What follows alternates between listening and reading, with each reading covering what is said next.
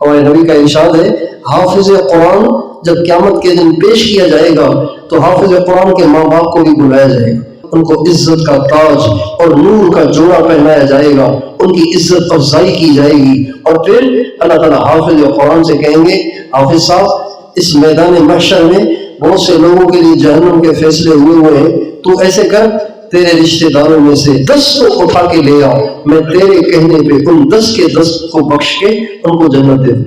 खुदाए पाक की कसम, जिन्होंने अपने बच्चों की सही तरबियत न की, उनको सही इल्म न दिया, उनको अल्लाह के साथ न जोड़ा, उनको दुनिया के शौक में दीन से दूर रखा, दीन से काटे रखा, ये मरने के बाद खून के आंसू होंगे। और जिन्होंने अपने बच्चों को दीन के साथ लगाया, उनको दीन सिखाया, उनको अल्लाह वाला बनाया, उनकी सही तरबियत की, ये जब कल क़यामत के दिन पेश होंगे, सारी दुनिया इनको रश की निगाहों से देखेगी।